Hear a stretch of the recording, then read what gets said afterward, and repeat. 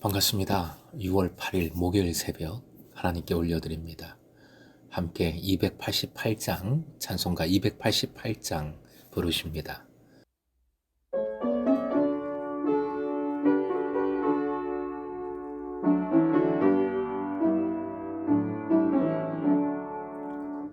예수를 나의 구주 삼고 성령과 피로써 거듭나니 이 세상에서 내 영혼이 하늘의 영광 누리도다.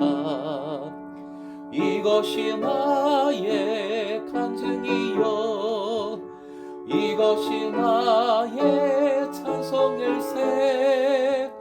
나 사는 동안 끊임없이 그 주를 찬송하리로다.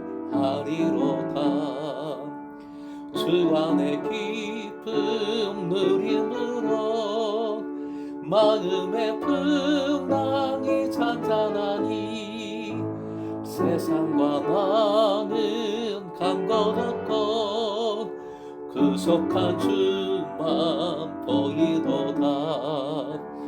이것이 나의 간증이요 이것이 나의 찬송일세. 나 사는 동안 끊임없이 그 주를 찬송하리로다.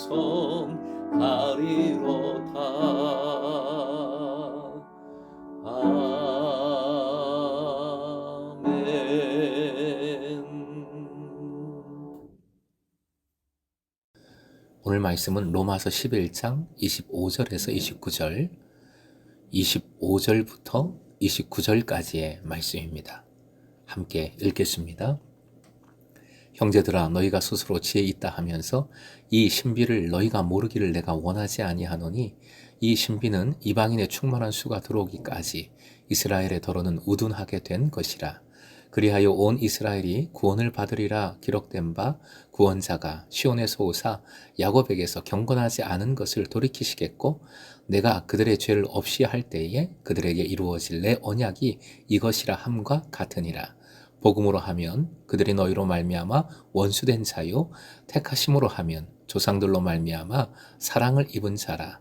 하나님의 은사와 부르심에는 후회하심이 없느니라. 오늘의 기도 제목, 후회가 없으신 하나님 의지하여 후회하지 않게 하소서. 후회가 없으신 하나님 의지하여 후회하지 않게 하소서. 25절 신비라는 표현이 나옵니다. 비밀이라는 뜻이죠. 신약에서의 신비, 비밀이란 종교적 호기심을 발동하게 하거나 특별한 사람이나 풀 수 있는 불가사의한 수수께끼를 의미하는 것이 아닙니다. 신비란 계시를 통해 하나님의 백성에게 알려주시는 하나님의 구원, 역사하심, 구원의 활동을 의미합니다. 이제는 그 비밀이 알려졌지만 그럼에도 불구하고 비밀이라 일컫는 이유는 사람이 완악하여졌거나 마음이 어두워져서 개별적으로 그것을 깨닫지 못하고 있기 때문입니다. 이것은 지금도 동일합니다. 신비의 내용은 이방인의 충만한 수가 들어오기까지 이스라엘의 더러는 우둔하게 된 것입니다. 진짜 신비, 놀라운 하나님의 구원 방법, 구원의 역사하심입니다. 이스라엘의 완악함이 이방인 구원을 위한 도구로 사용된 것이니까요. 그러므로 우리가 어떠한 악이나 완악함의 실패의 거절, 거부에 직면했다 할지라도 절망할 필요가 없습니다. 소망을 품어야 합니다. 신비로 역사하시는 하나님을 의지하십시오. 이스라엘도 결국은 구원에 동참하게 될 것임을 26절에서 선포합니다. 온 이스라엘이라는 표현은 이스라엘 전체가 아니라 하나님의 백성이라는 일종의 관용적 표현입니다. 여기서 바울 사도는 하나님의 비밀에 대한 자신의 견해를 확증하기 위해 이사야 59장 20절, 21절을 거의 그대로 인용합니다. 야곱 곧 이스라엘 가운데 불경건한 것들이 척결되고 하나님과의 교제를 이루어 구원을 얻는다는 것에 초점이 맞추어졌습니다. 구원자에 해당하는 헬라어는 히브리어 고헬의 번역이면서 이는 종이 된 사람을 종된 상태로부터 구해주거나 채무를 대신 짊어지는 사람을 가리킵니다. 특히 이 말은 민족적으로는 이스라엘의 적들을 물리치고 이스라엘을 구출하여 내는 구속자, 즉 메시아를 의미합니다. 27절은 이사야 27장 9절의 인용입니다. 바울 사도는 이 구절을 좀 자유롭게 인용하여서 하나님의 백성이 하나님께로 돌이켰을 때 얻게 되는 복스러운 은혜를 표현합니다. 옛 언약을 새 언약으로 바꾸시니 이스라엘 백성이 비록 완악하여지긴 했어도 이스라엘이 구원을 얻게 될 것임을 소망할 수 있습니다. 28절 선민 이스라엘의 원수됨은 하나님의 구원 역사, 구원사적 견지에서 볼 때 이방인에게 구원의 기회를 제공하는 결과가 되었습니다. 또한 그들의 그 원수됨은 세상과 하나님의 화목을 이루는 결정적인 매체가 되었지요. 이처럼 인간의 관점에서 볼 때 암울한 이스라엘의 그 부정적 현실조차 하나님의 관점에서는 합력하여 선을 이루는 구원사적 촉매제가 된 것입니다. 이것이 신비지요? 놀라운 구원의 방법입니다. 또 택하심으로 하면은 일찍이 아브라함을 필두로 한 이스라엘의 조상들을 하나님께서 택정하여 부른 사실을 가리킵니다. 그 조상들 덕분에 유대인들은 여전히 하나님의 사랑을 입은 자로 남아 있는 것이지요. 그들의 일부가 특별히 남은 자로 택하심을 받았지만 여기서 말하는 택하심은 남은 자에게 한정되지 않고 온 이스라엘을 대상으로 하는 첫 원초적 언약의 단계를 반영하는 표현입니다. 그들은 그 역사적 유산으로 인해 애당초 사랑을 입은 자들일 뿐만 아니라 여전히 사랑을 받는 자들입니다. 그들은 그들의 행실과 무관한 채 순전히 하나님의 절대 주권과 그 선택의 뜻에 따라 일찍이 하나님의 언약 백성이라는 계보에 실린 자들이기 때문이지요. 그들은 그 택함만으로 하나님께서 사랑치 아니한 자에서 사랑한 자로 그 위상이 단번에 바뀔 수 있게 되었습니다. 이스라엘은 그래서 하나님의 원수이면서 동시에 하나님의 사랑을 받는 자라는 역설적인 상태인 것이지요.